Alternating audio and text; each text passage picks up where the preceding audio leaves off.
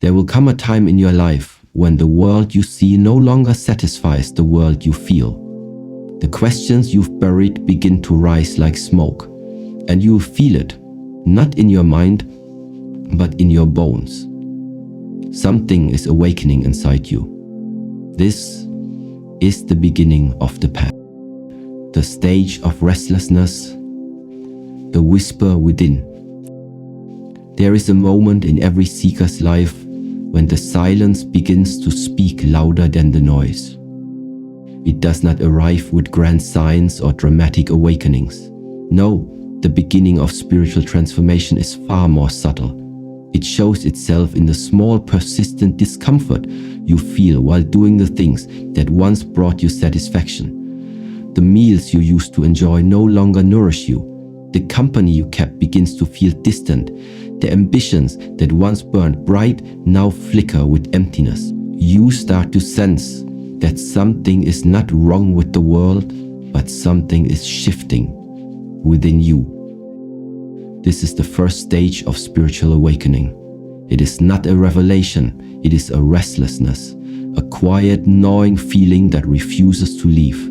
Many people mistake this restlessness for dissatisfaction or even depression, but in the teachings of the Shaolin Temple, we recognize it as a sacred signal. It is the whisper of the spirit calling your attention inward for the first time. It says, look again, listen deeper, there is something you have forgotten. The tragedy is that most people ignore this stage. In our modern world, we have been conditioned to believe that discomfort is a flaw to be fixed, not a message to be received. So we reach for distractions, scrolling, shopping, working more, numbing more. We silence the voice within by turning the volume of the world up louder. But no matter how fast we run, that whisper follows. You see, in the Shaolin path, discomfort is not seen as the enemy.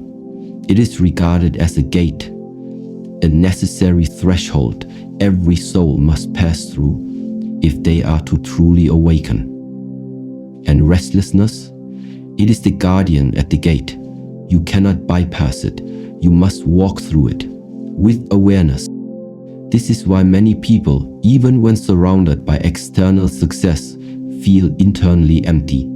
They have climbed ladders only to realize they were leaning against the wrong wall. Their lives are full but not fulfilled because they never stopped to ask, is this the life I truly chose?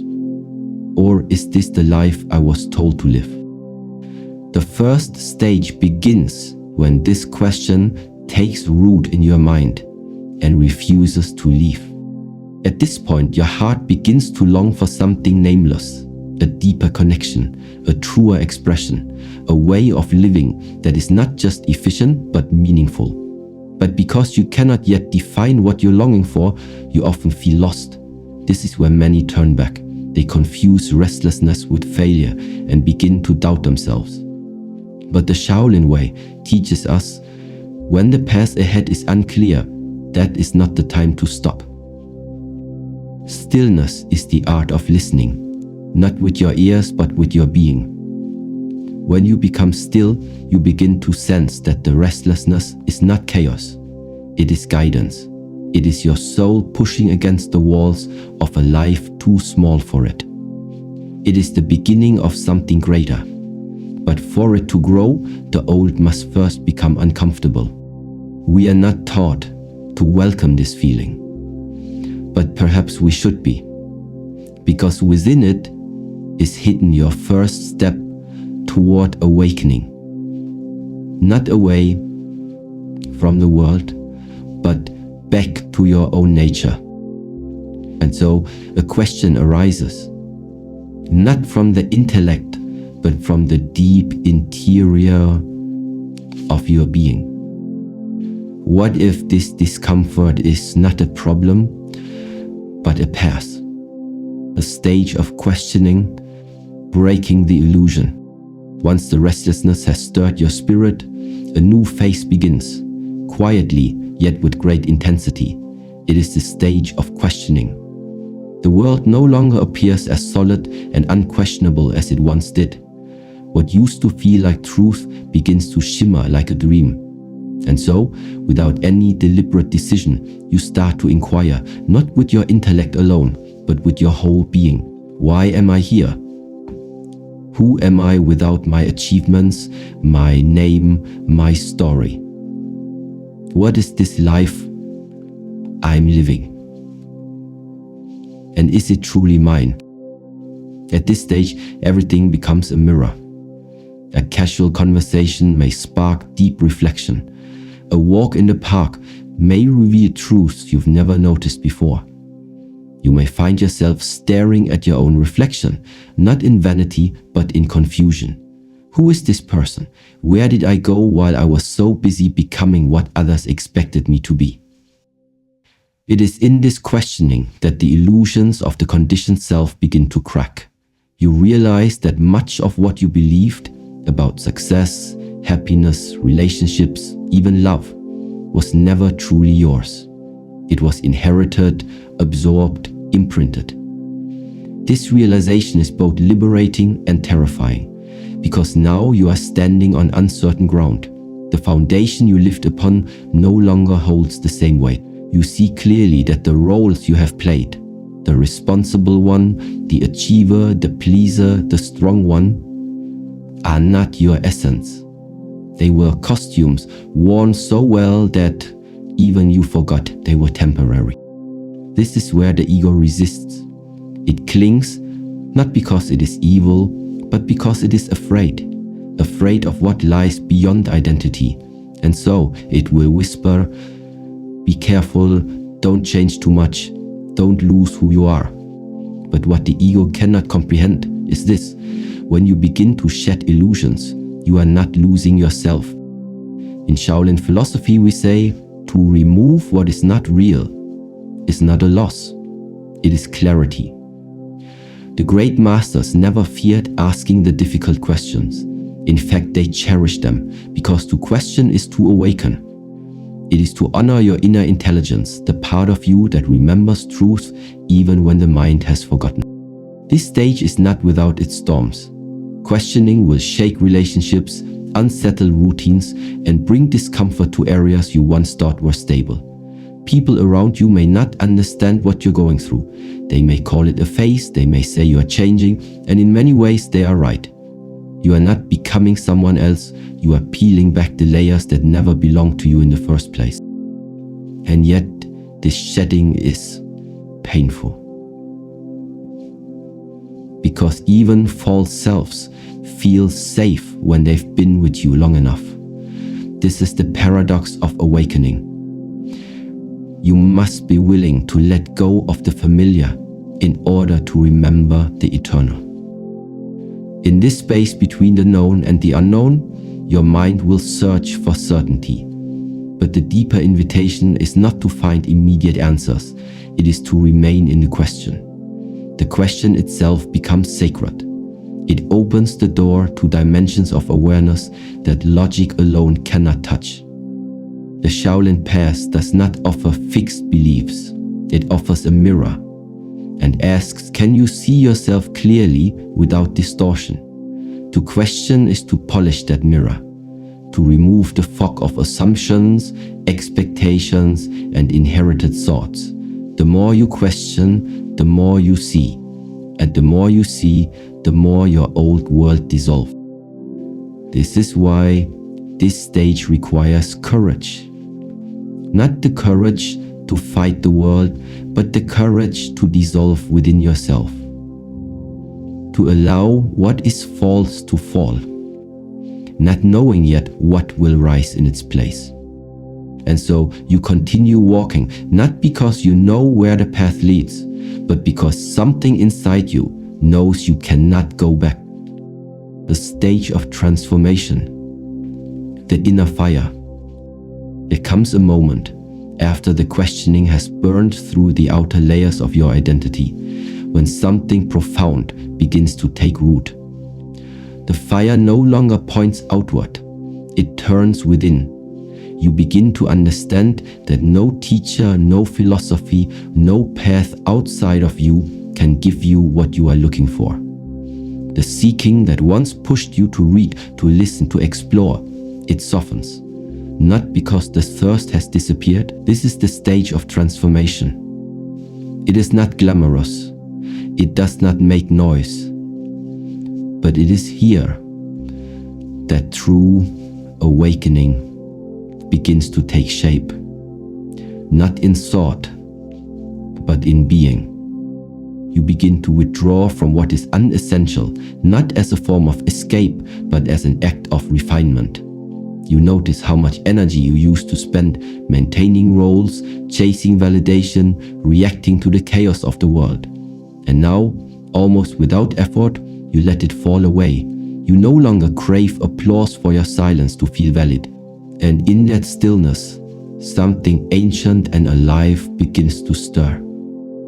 This transformation is not about becoming someone new. It is about remember who you were before the world told you who to be. It is about unlearning the noise so that the signal of your true self can emerge, undistorted. And it begins with discipline, not the kind imposed by force, but the kind chosen in devotion. You start to cultivate a daily rhythm of awareness, waking with intention, breathing with presence, moving with purpose. You may begin practices such as meditation, qigong, mindful walking, not as rituals to display, but as sacred containers for inner alchemy. These are the furnaces in which your old patterns are melted, recast, reborn. The Shaolin tradition teaches that discipline is not about control, it is about freedom. When the mind is scattered, the soul cannot land. But when the mind is trained through daily practice, clarity begins to blossom. You begin to experience that rarest of powers in today's world, the ability to observe your thoughts without becoming them. You witness your anger, your fear, your longing. This witnessing itself becomes transformation. You see your patterns not as punishments, but as teachers. And in this seeing, a deeper wisdom arises. One that is not taught, but uncovered. At this stage, discomfort may return, but it feels different. You no longer resist it, you allow it to guide you. You see every conflict as an opportunity for purification, every trigger as a mirror, every setback as a lesson in disguise. Your relationships shift. Some people fall away, others draw nearer. But you no longer chase, you trust the rhythm of alignment. You begin to sense that what is meant for you will move toward you, not through force but through resonance. The inner fire grows stronger, not by blazing wildly, but by glowing steadily. You become less reactive, more rooted. You realize that power is not loud, it is still. And peace is not passive, it is deliberate. Even in chaos, you begin to anchor in calm. You walk through storms, not unaffected, but unmoved. This is not detachment, it is mastery. The ability to feel deeply, but not drown.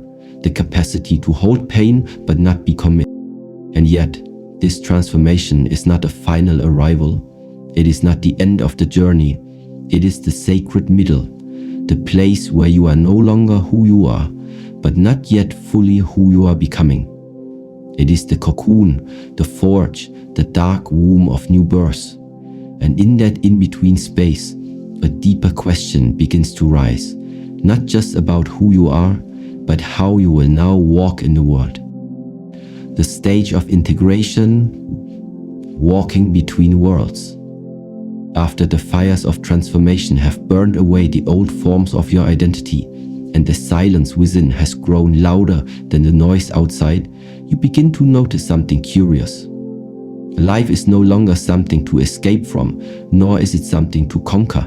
You start to feel a different relationship with your surroundings. What once triggered you now merely teaches you. This marks the beginning of the fourth stage of awakening, integration.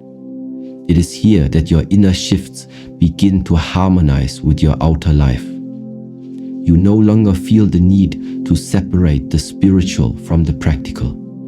You walk through the same world, but not with the same eyes. In this stage, there is no longer need to abandon your relationships, responsibilities, or work. You do not need to retreat to the mountains to feel peace.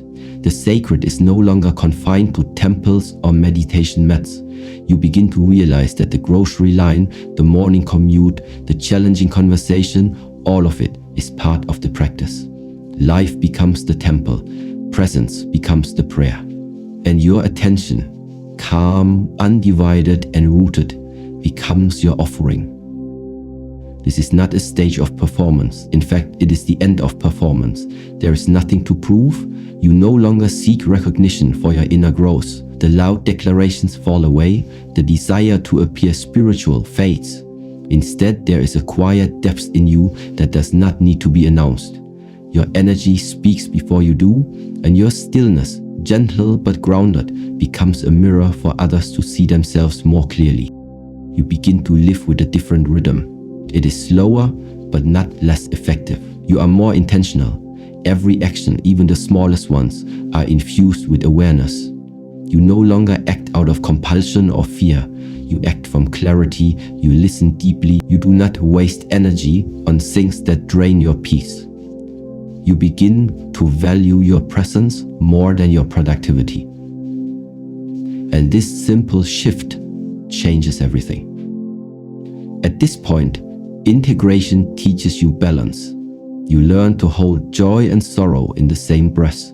You understand that challenges do not mean you are regressing. They are simply refining you further. You stop searching for a life without pain. Instead, you cultivate a heart that can remain open even in the presence of it. This is the Shaolin understanding of strength, not to resist the storm, but to remain centered within it. You may still feel emotions, but they do not possess you. You may still encounter chaos, but it does not unseat you. There is an anchor inside you now, a still point that you return to again and again. This is not detachment, it is connection, not to things, but to the essence beneath them. You see people not just as personalities, but as expressions of the same source. Compassion deepens not because you try to be kind, but because separation itself begins to dissolve. This stage is often misunderstood. People may expect that awakening means perfection. But integration reveals something more honest.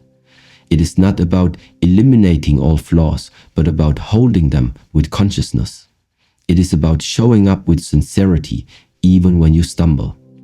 It is about being present, even when you feel broken. You are no longer trying to get somewhere. The obsession with becoming falls away, and the gift of simply being arrives. You begin to live from the inside out, and in doing so you discover that nothing in your outer life needs to change in order for you to feel peace. The change has already happened within. You no longer react to life from wounded patterns. You respond to it from wholeness, and that response, though quiet, is powerful. You influence the world not through control, but through coherence. Your very presence becomes a form of healing, not because you try to fix others, but because you no longer carry the need to be fixed yourself. And so you walk, not above the world, but deeply within it, between noise and stillness, between activity and awareness, between the seen and the unseen. You walk between worlds, not divided, but whole. And from this wholeness, a new desire begins to stir within you. One that has nothing to do with self-achievement and everything to do with silent service. The stage of service, becoming the light. When integration becomes a lived experience, when your actions and awareness are no longer in conflict, a subtle shift begins to occur. It is not something you plan, it is not a mission you write on paper. It arises naturally, like a sunrise after a long night. You begin to feel that your awakening is no longer just about you. It is no longer about your peace alone, your growth alone, or your healing alone. Something deeper calls you forward. Not as a savior, not as a teacher, not as someone who has arrived, but simply as a presence. a quiet force in the world, rooted and available. This is the fifth stage of spiritual awakening, the stage of service. In this stage, your inner transformation begins to ripple outward, not through effort, but through example. You don't need to convince anyone, you don't need to argue or preach, your presence itself becomes the teaching. People feel calmer around you, not because you say the right words, but because you no longer carry the vibration of chaos. You no longer seek to be understood by others.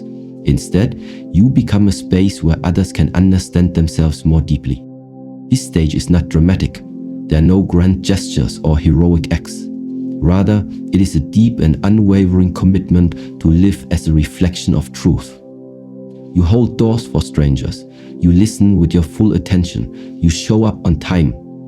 You speak less but with precision. You look people in the eye not to impress them.